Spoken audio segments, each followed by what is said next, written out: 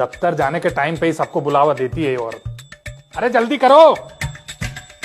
एक डब्बे में दही है और एक डब्बे में खिचड़ी। पता है पता है। अब वो आएगा या मैं चलूं दफ्तर? अरे सब्र रख लो थोड़ा, आ रहा होगा। सबर तो है ही।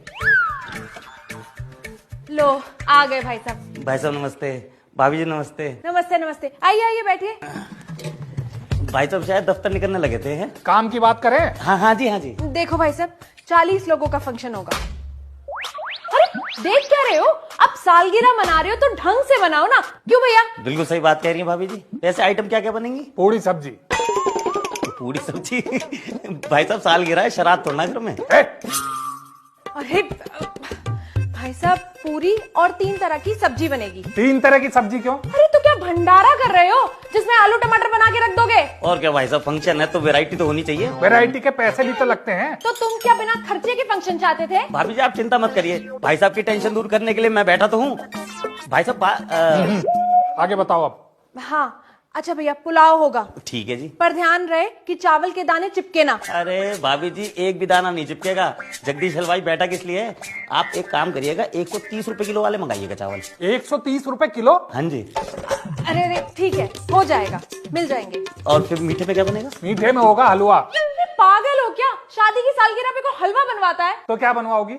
गुलाब जामुन, सफेद वाले रसगुल्ले और आइसक्रीम। इसमें भी 3 वैरायटी? हाँ तो ऐसा करो, 3 तरह की पूरी और 3 तरह के पुलाव भी बनवा लो। भाई साहब भी मजाक करने लग गए हैं। चुप कर। ज्यादा बोला तो टांग पे टांग रख के चीर दूंगा अभी। अरे क्या रे?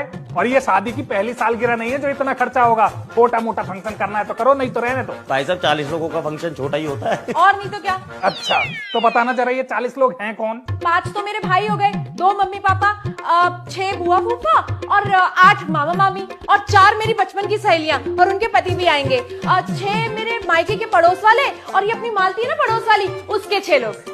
अब बाकी तुम्हारे? हाँ तो बताओ ना, मेरे बाकी लोग बचे कितने? कितने हुए?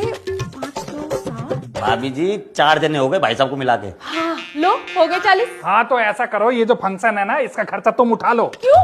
मैं क्यों करूंगी खर्चा? मेरे अकेले की सालगिरह है क्या? और हाँ, इस घर में पैसे तुम कमाते हो, मैं नहीं। कमाता मैं हूँ, लेकिन खर्चा तो तुम्हारे मन से होता है ना। ये बात तो बिल्कुल सही कही भाई साहब आपने। तुम ज्यादा इनकी हाँ में हाँ मत मिलाओ। एक बात बताओ ना, मेरे मन का क्या हो रहा है? क्यों? 40 में से 36 लोग तो तुम्हारे हो गए। अब अपने 4 लोगों को दिखाने के लिए मैं अपनी जेब ढीली करूं? तो इसमें भी मेरी गलती है कि तुम्हारी तरफ से सिर्फ 4 लोग आ रहे हैं। एक काम करो ना भाई साहब, अपने लोग बढ़ा लो। लोग बढ़ाने के पैसे तेरा बाप देगा? भाई साहब इसमें बाप को बीच में लाने की क्या जरूरत है? हैं? काम करवाना करवाओ, नहीं करवाना मत करवाओ, लेकिन ये बोली नहीं चलेगी मेरे सामने। अरे भाई साहब ऐसी बोली आप तो क्या कोई भी बर्दाश्त नहीं करेगा। एक बात बताओ, अगला आदमी हमारी सालगिरह में अपने स्वादिष्ट खाने से 4 चांद लगाने वाला है और तुम उसी को लताड़ रहे हो। तुम ही लगवाओ 4 चांद अपनी सालगिरह में, मुझे जरूरत नहीं है। बहुत हुआ तो एक आधा किलो का केक ला के रख दूंगा शाम को, लेकिन ये जो खर्चा तुम सोच रही हो ना उसमें अठन्नी नहीं दूंगा। जब देखो लंच के नाम पे बस ये खिचड़ी बना के रख देना है, और जब खर्चे की बात है तो पति को ATM समझ लो। जा रहा हूं मैं दफ्तर। अरे भाभी जी ये तो चले गए। चले गए तो मैं क्या करूं? सामान की लिस्ट भाड़ में गई तुम्हारी सामान की लिस्ट। देखा नहीं क्या कहा इस आदमी ने कि सालगिरह वाले दिन आधा किलो का केक आ जाएगा घर में। अरे रख लो अपना केक, मुझे नहीं चाहिए। दिमाग खराब करके रख दिया। अरे भाभी जी आप कहाँ चली गई? अरे भाभी जी दुकान छोड़कर आया हूँ आपके चक्कर में। अरे 40 जनों का नहीं तो 4 जनों का ही बनवा लो। अरे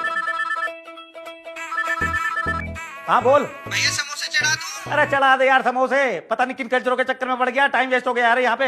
हाँ आ रहा हूँ चढ़ा तेल गरम कर।